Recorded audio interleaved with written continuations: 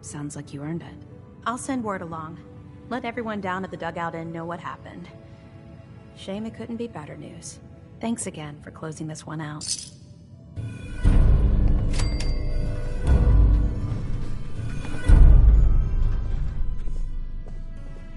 Nice.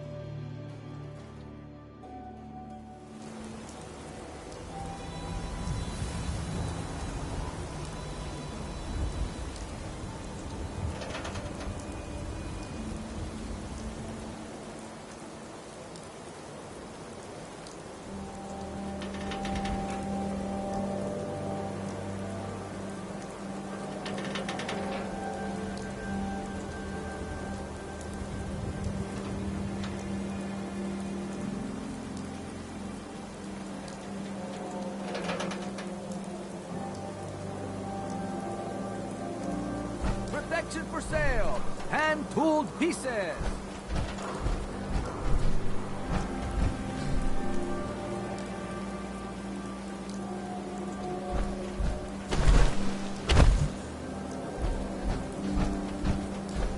Hey, Nick. Hey, you're that vault dweller. From the paper. Hi. God, even the sky ain't safe. Did you see that? Blimp thing? The Brotherhood of Steel? Who are they?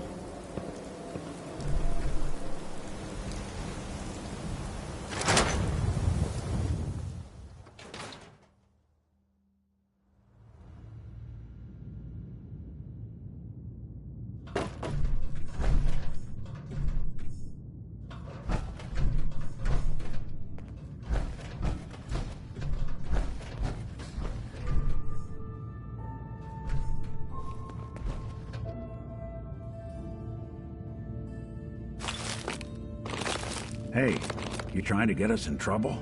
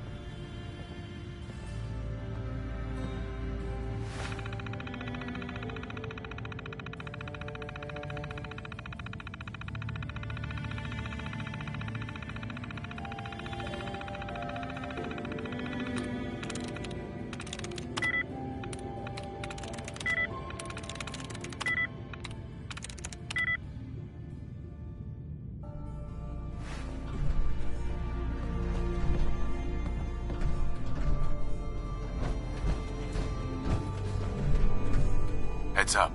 I'm listening.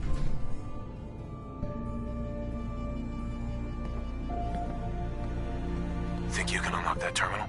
You hit your head repeatedly?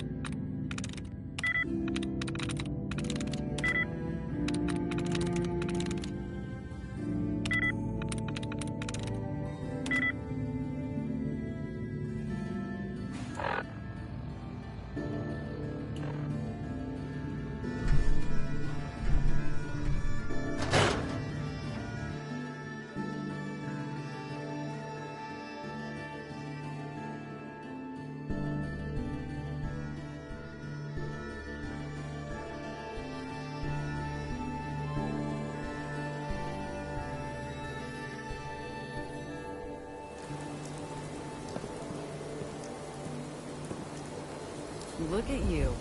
There's still a human being under all that armor?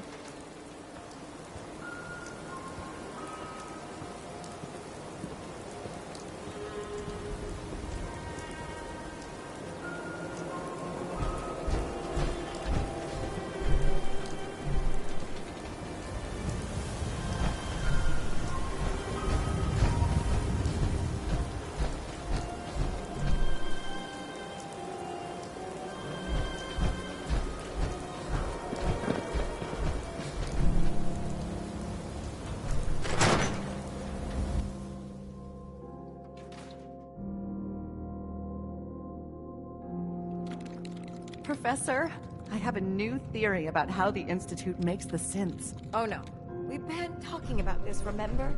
After last time, the shouting, me sleeping on the cold floor of the lab for 3 nights. That was your choice. And seriously, growing synths from the ground using recombinant plant nuclei? I mean, how could they even? Aha! You do want to talk about it. Oh look, we have a visitor. Dr. Duff, dear.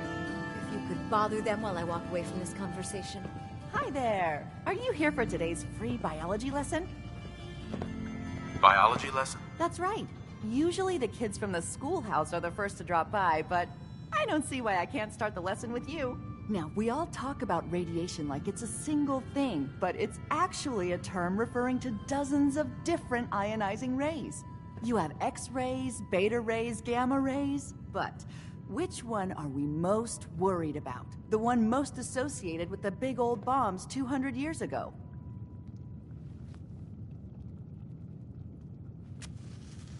X-rays. No, not quite what we're looking for. The answer is gamma rays. Now, gamma rays are bad, really bad. If your body absorbs too much of that kind of radiation, you'll suffer from fatigue, anemia, even death. But some life forms have been living with gamma radiation exposure for 2 centuries now, and they've adapted. Neat, huh?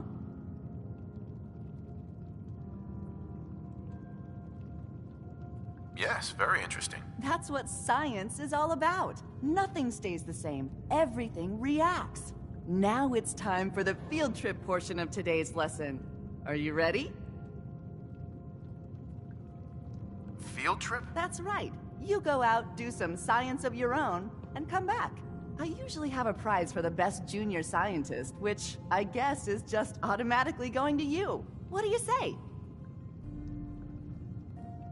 Sign me up. You're gonna go out and find a bloatfly gland. You see, the oversized bloatfly of today evolved from an earlier species of a smaller fly.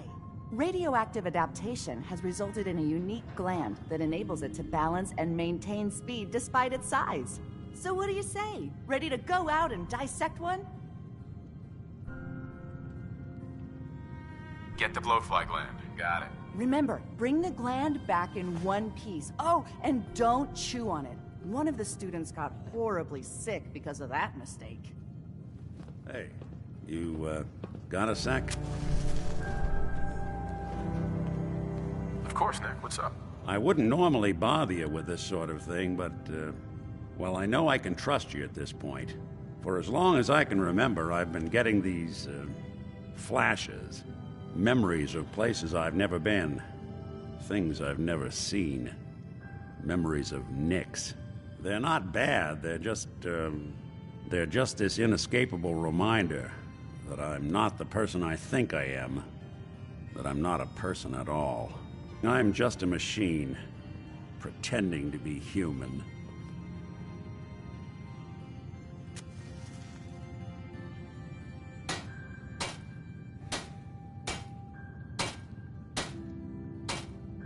You think, you feel.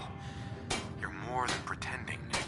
Yeah, nice of you to say, but your kind don't usually have to deal with someone else's whole life trapped inside their skulls. Don't get me wrong. I know I'm in Nick's debt. These memories, they've kept me alive. Nick was a hell of a cop. A guy with good instincts and a good heart. I always counted myself lucky they didn't load me up with some ex-con, or whatever type might volunteer to let folks tinker with their gray matter. But it's thanks to Nick that I pass for human. Why I get to live cushy in Diamond City, and every other synth is shot on sight. I know I got it good, but my entire life I owe to Nick. Everything that makes me who I am. My judgment, my speech, hell, even my name. They're his. And I can't do a damn thing about it, because without them, I'm nothing. A shell. All I want is a life where I have something I can call my own. You've already built a life for yourself, Nick. You've got the agency, a home, friends.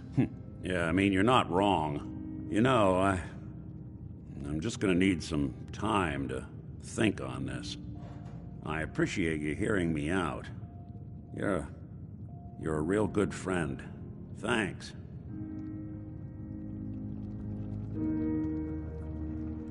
You know, there is this chunk of Nick Valentine history I've been hoping to put a bow on for a while now. I could use a hand if you're willing to take a crack at it. Sure thing. What's the case? Well, this one's straight out of the archives. Once upon a time, in the land of Boston, there lived a king of organized crime, Eddie Winter. He was a bad man who did a lot of bad things. Hurt a lot of innocent people. But he knew the end was coming, so he sealed himself inside a personal shelter, located underneath a sub-shop he used as a headquarters. Eddie Winter was from my time. Real scumbag. The story gets even more twisted. The arrogant bastard wanted to cheat death, live forever, so he could come out of that shelter someday into this brave new world. Sound familiar? Only Eddie didn't want to be a frozen banana. No cryo sleep for him, no. He invested his money in some sick, crazy radiation experiment. You don't mean to tell me he used that radiation to... That's right. Eddie Winter went and turned himself into a ghoul, 200 years before it was fashionable. Hell, he was probably the first one. And I'm convinced that he's still locked inside that shelter, safe and sound, ready to come out and begin his evil reign all over again. I'm gonna find him and kill him, so that never happens. You in? All right, Nick. Let's get the bad guy. You're a good man. Now, I know where Winter's vault is, but the door is sealed with a complex numerical code. Lucky for us, Winter's arrogance knew no bounds. Back in the day, he recorded 10 holotapes, incriminating different criminal associates. On each one, he hit a single number. We find all of those holotapes, we get all the numbers. We get all the numbers, we get the code. And then we get Winter. I've been putting together a file on this one for a while now. There's a pair of holotapes in here worth listening to, including one of Winter's. I managed to snatch from the Cambridge Police evidence lockup before getting swarmed by ferals. On my way out the door, I spotted an active evidence terminal. I'll bet my hat that terminal is the key to finding the rest of the tapes. Probably worth revisiting any police departments you may have stumbled across in your travels as well.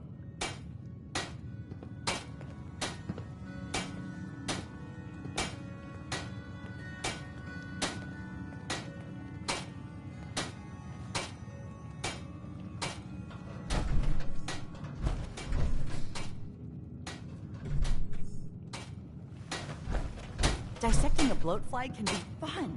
Just avoid getting stung to death, and you'll be a junior scientist in no time. Professor Scara. Dr. Duff handles all the visitors. Bother her.